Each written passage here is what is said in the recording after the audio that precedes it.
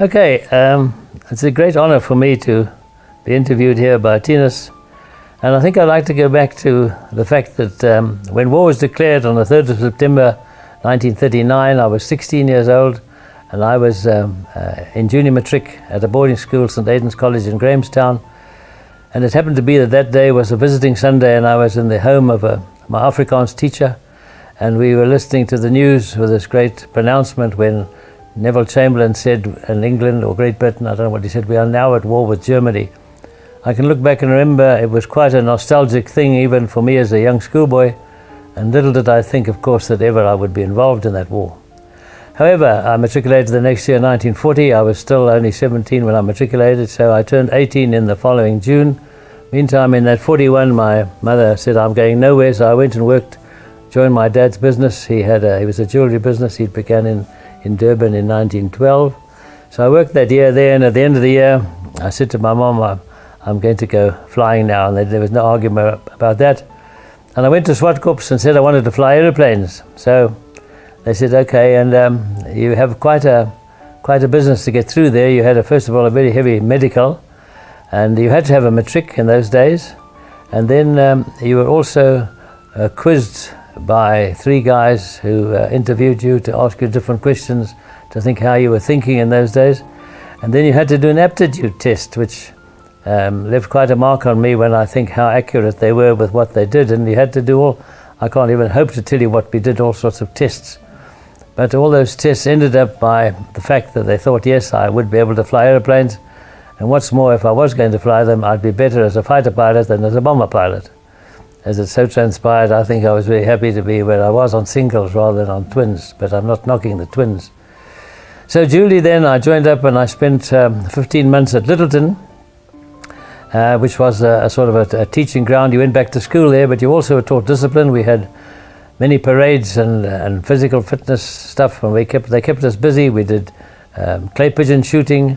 I was actually sent on a tank on an armored car course, and because I had a license, I ended up driving one of those armored cars. This was at Swartkops also. I spent about 3 weeks on that, doing that. We were actually called out one night to quell a raid at the location of Barabastad, and that was an experience.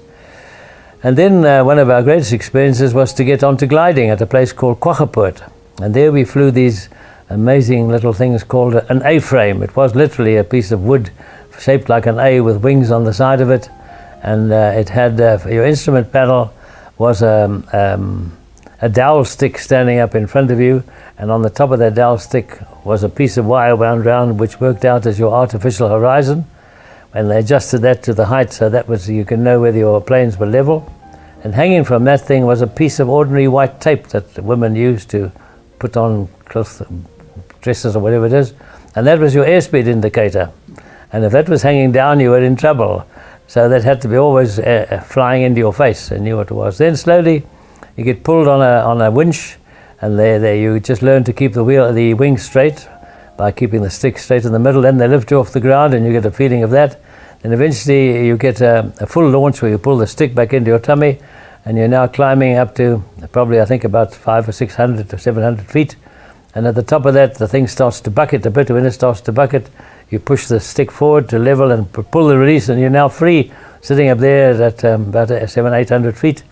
And you had to do slowly you did circuits and landings.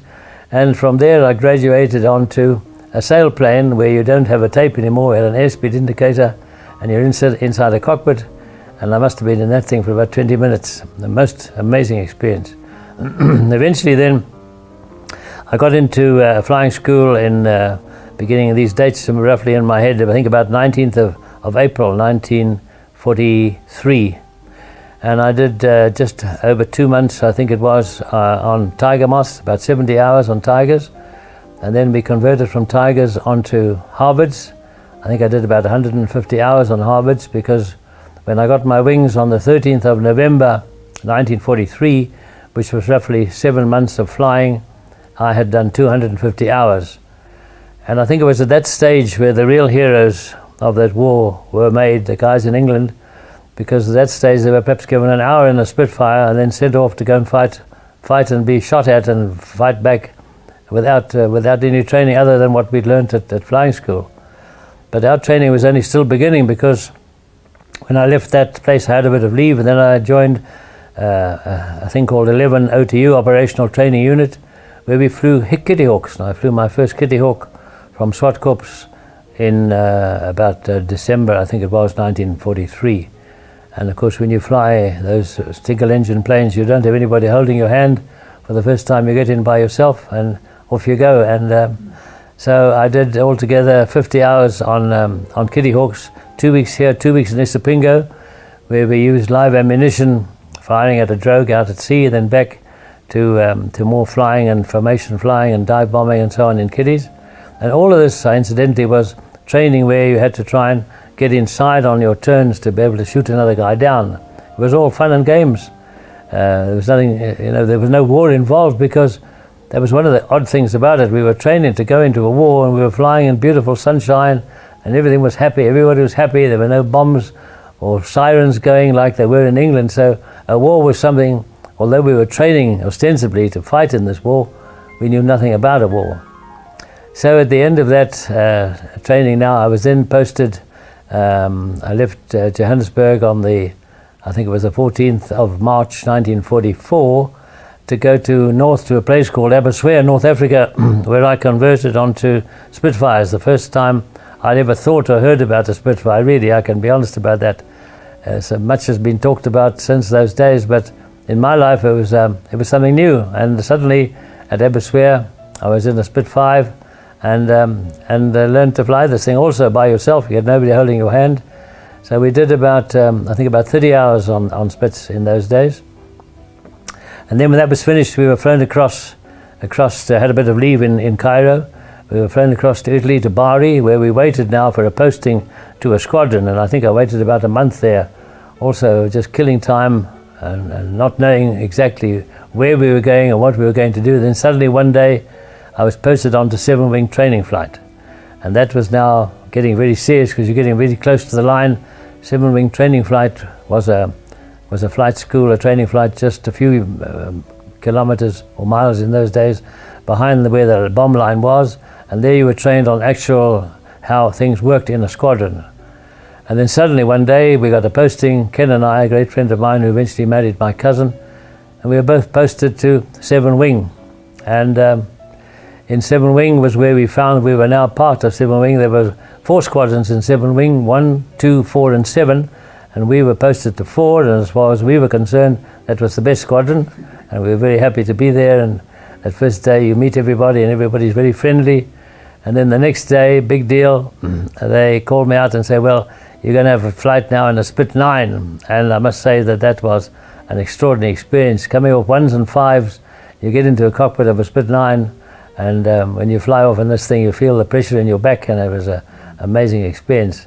But so mean were they that they don't say go up for an hour and have fun. They gave me 30 minutes in this thing, which is nothing really.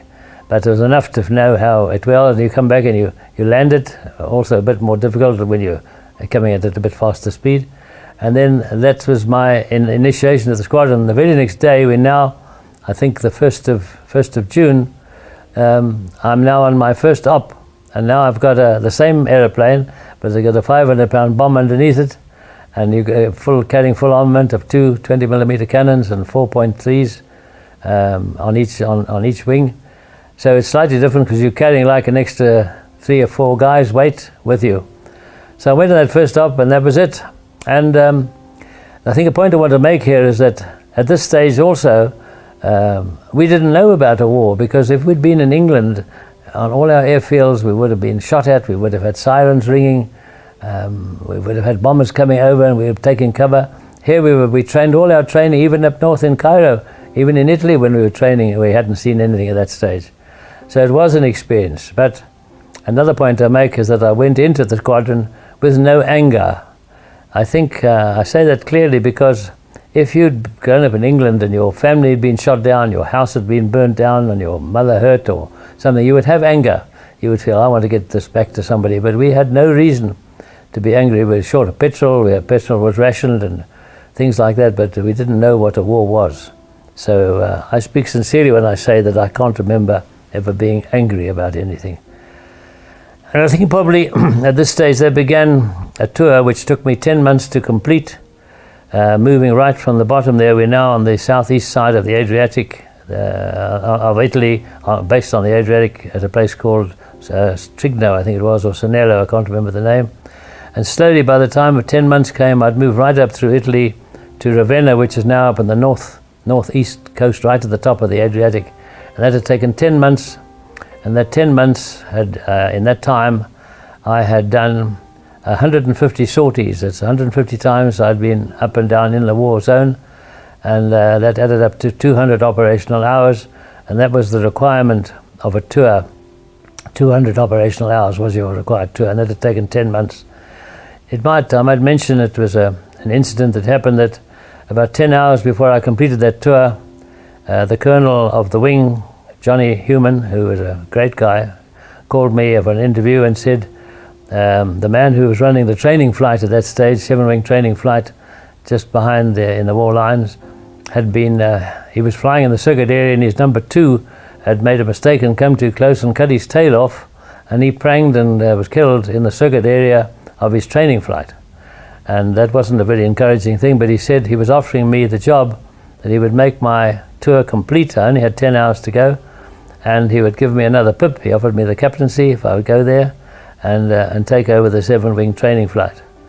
And he said, I'm not going to ask you to answer me now. I'll give you 12 hours. You must come and talk to me tomorrow morning. So I took this to my tent, or wherever I was. There's a tent, I think, now in Ravenna, to give it some thought. And I'd been away from home now for 10 months. I'd been out of the country for nearly a year.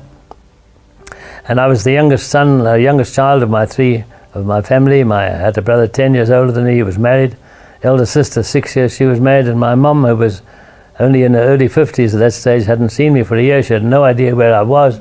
And I was a bit of a homeboy, and I thought, no, I think I've done my job here. I think, never mind the captaincy, I think I'll go home. So I went and told the colonel, thank you so much, but if you don't mind, I'll take a chance and finish my tour, and I'll go home.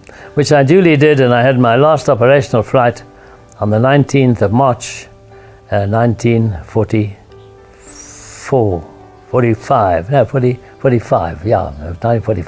So I'd been 10 months in the squadron, and I don't remember flying home or anything like that. And that was really the end of my operations. The fact that I then converted onto twins and thought I might get a trip to England. I ended up as a second pilot on a DC-3 with only 30 hours in an Oxford training. Got into a DC-3 at midnight, and one night the captain, he met me, just shook my hand. He didn't ask for my experience. Nobody had asked me, have I been in the cockpit before? I've ever seen it. I've never seen the inside of this thing. And the only hours I had on twins was 30 miserable hours flying a trainer called an Oxford. And anyway, I tried a couple of takeoffs with this guy, assisted takeoffs, not very successful. And I was bored stiff with this whole thing. It's because you don't do any flying in those days. You sit in that cockpit with these 2 droning engines near you. And anyway, I went to Cairo and back. And when I got back, I said, no, I'm not suited to be this sort of a pilot. I didn't think so. So I asked to be relieved. And strangely enough, I ended up training air gunners in Grahamstown at 42 Air School, where I'd been at school for 5 years. And finally, then I got my discharge in about September 1945.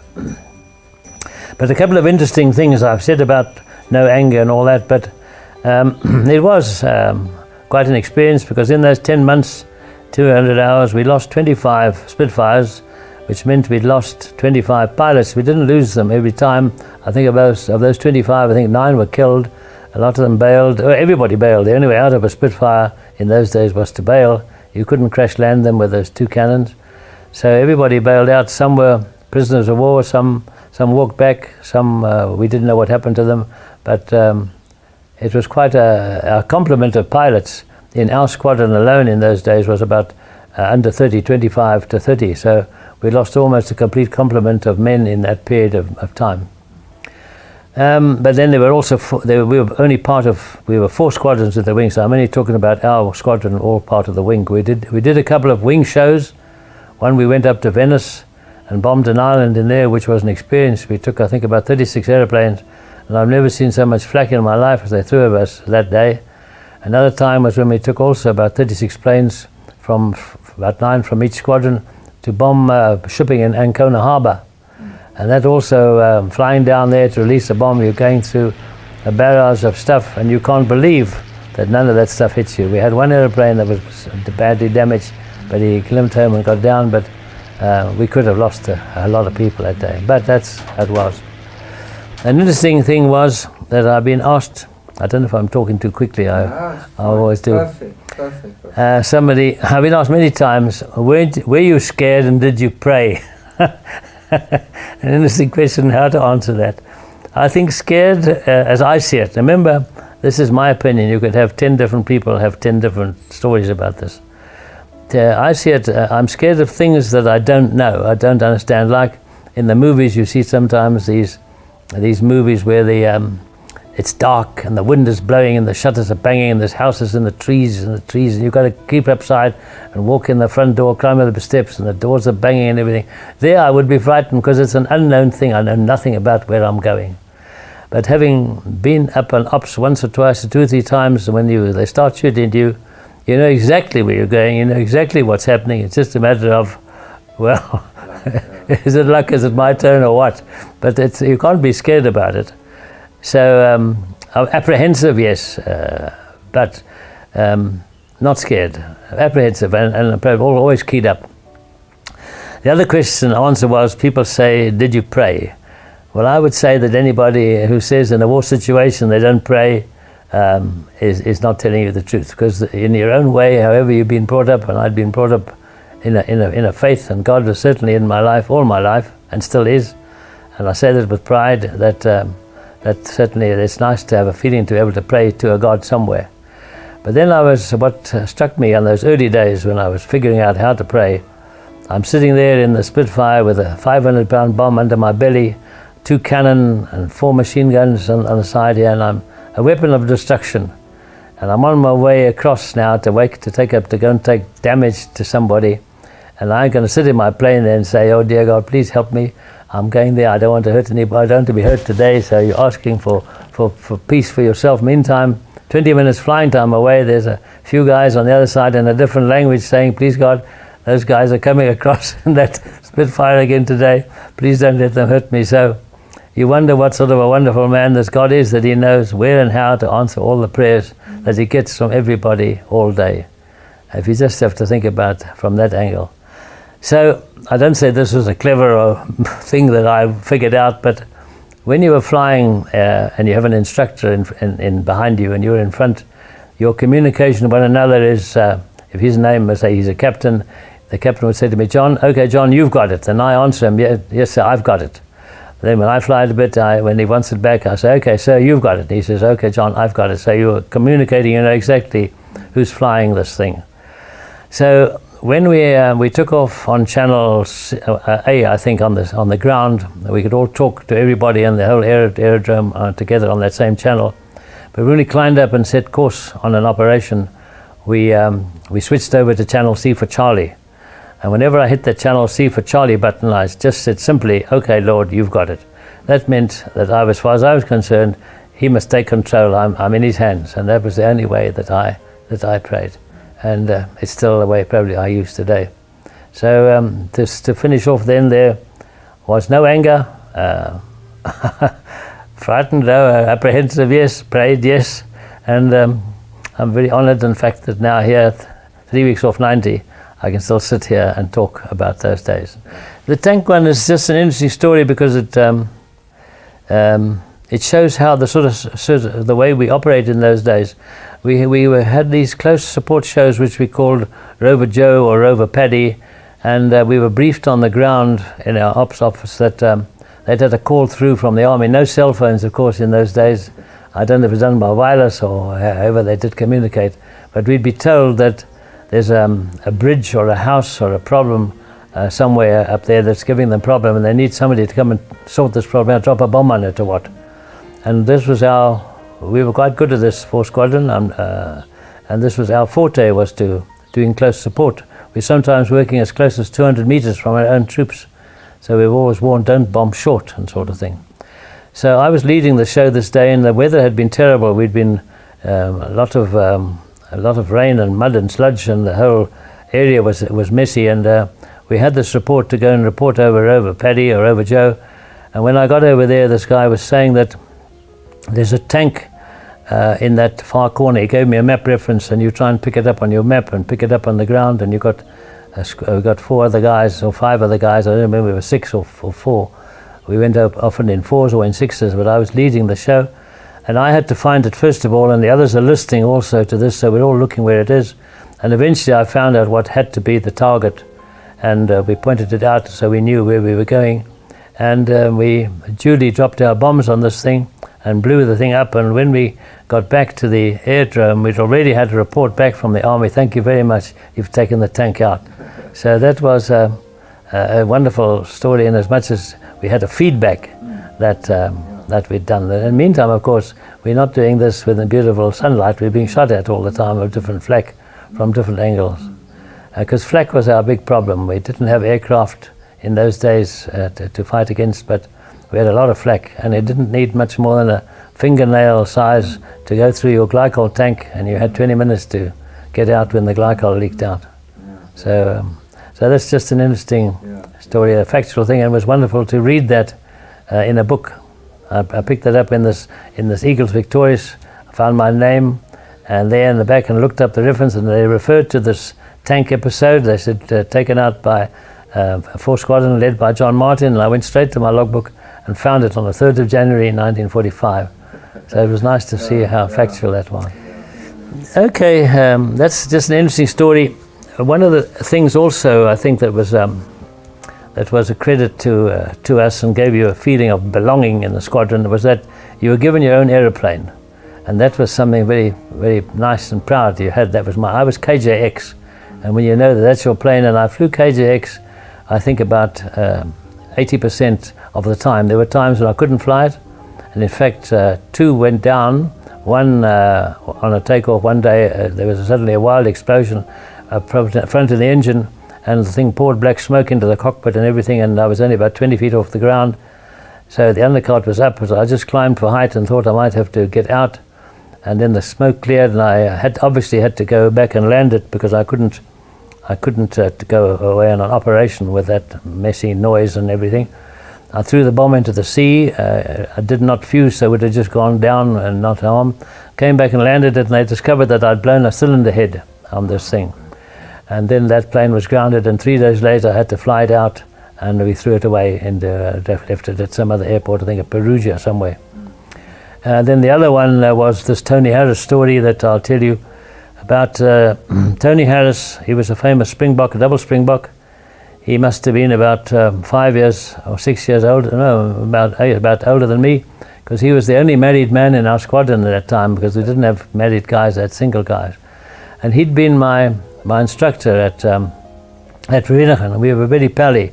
As a man, we just got on well together as friends, and my last training flight was with him when I'd been approved my wings and everything, and we shook hands, and at that stage I'd met his wife Betty socially and all that. And then one day, and I said goodbye to him one day, it must be about 8 or 9 months later, he arrived in my squadron. I was quite senior now in the squadron. I was still a lieutenant, he was a captain. And I don't know whether he was asked or whether he saw me or what, or he said, "Do you know anybody?" But he ended up flying and sharing my airplane. So it's a privilege for me to fly with him, but although I'm a lieutenant, I'm senior to him in experience in the squadron, so he had second call on my plane. I had first call always. And I was supposed to fly on the next morning, whatever day that it was, it's not in my head, to Yugoslavia. We didn't like that Yugoslavia trip because it was single engine across the Adriatic. Took you a good 40 minutes or so across the Adriatic with that water down below, which was very cold. And one engine, everything starts looking wrong. Your temperatures go wrong when you're crossing the water. So that's okay, but we did it. And then they called me up and said, "No, we want to do a dusk patrol," because 2 nights before they'd come across and done a bit of damage at Forley, and 4th Squadron were asked to send up a dusk patrol in case these guys came back. So here was quite excitement. There was a chance maybe that we'd see some enemy aircraft and we'd have a go at these guys. So they said, "Would I like to do that?" I said, "I'd love to do that." So I took up 3 other guys with me. I was leading the show, and we patrolled flying below a radar height for about an hour, waiting for something to happen, not talking. There was no communication anywhere. And then it was getting quiet and getting dark, so we decided we'd better come home. So it took about an hour. So when we came back, it was difficult to land. I came in trying to land, and when you throttle back in the Spitty, the fire spits out of that exhaust and you couldn't see the ground. So I took engine and went round again and phoned them up and said, look, we must do a precautionary landing, which means you're coming in under control now. You're flying it just above the stall, but you've got engine on, which means you're not spitting fire. So we got them down, and that was just the story of that. But that meant that Tony Harris took that same plane of mine, which they just refueled it. It had no harm, no damage, no flak. And he took it off the next day and went with a fellow called Major Dixie Hilton Barber, and they went across to Yugoslavia. I don't remember whether they went on a recce or what they went to do, but on his way across the Adriatic, he phones up and says, he tells Dixie that his aeroplane the engine is not going too well, missing or whatever it was. So Dixie gave him some suggestions, and then he went on a bit. It improved. Then he went on to Yugoslavia. He's still flying, and then he gave him trouble now, starting to cut again in Yugoslavia. So Dixie says, no, you better go home now. So he gave him a course to go home, and somehow on his turning out and getting up together, he lost Tony. He lost his sight of him, so he didn't have a visual on him anymore. So he didn't know where Tony was, except Tony was now heading back across the Adriatic back home, anxious, of course, to get in and not bail out. But halfway across, his engine obviously gave more trouble, so he phoned up. And when you phone up there and you say you're getting out, you're talking to a station called Commando, and they were listening to everything, and they are monitoring you on your voice. And they picked him up where he was in the middle of the Adriatic, because there he said he's going to have to bail out. And when you bail out, you prepare for that. You jettison your canopy, and you take off your helmet and throw your helmet on the floor so it doesn't catch on the way out. And you undo your straps and you prepare to get out. And that stage was the last time we had a fix on him, which was in the middle of the Adriatic. But meantime, the engine picked up again. So while there's life, there's hope. So he kept motoring still closer to the land. And finally now he was losing height and the engine was giving trouble. And you can't crash land a Spitty, particularly if you can't put it on a piece of level ground. So he bailed. He bailed just short of the coast, and the enemy saw him land in the sea, and they went out and picked him up. So fortunately he didn't spend a long time in the sea. But we didn't know about this, because the last time we knew about him was when he signaled us in the middle of the Adriatic. So I had the doubtful honor of writing to Betty, who I knew, and telling her that I'd been flying with him, and that we knew that this had happened, and we think, as far as we were concerned, that he'd gone down in the sea, and we were going out to look for him, but we couldn't find him. But we're not saying he was gone, we didn't know where he was. And about a year later, perhaps not even, maybe a year later, I was waiting to take a duty pilot's bus I'd come back to South Africa now at this stage, to go back to do some work at Swartkorps. And the fellow said, oh, Tony Harris is in England. They'd found him as a prisoner of war in England now. So much joy. And only 3 weeks ago, I keep in touch with Betty by phone, and only 2 days ago, we're now in the early May, did I phone Betty just to see how she was, and she's pleased to hear from me. So I keep in touch with his wife, but he's been gone for quite a while now. And that meant that was my second Cager X down. But 15 days later, or then not even 15 days later, I had another one which I flight tested just 3 days before I finished my tour. So I never flew the third one except on a test. Yeah. So that was the third X that I had, and that was, when I left the squadron on the 19th of March, 1945.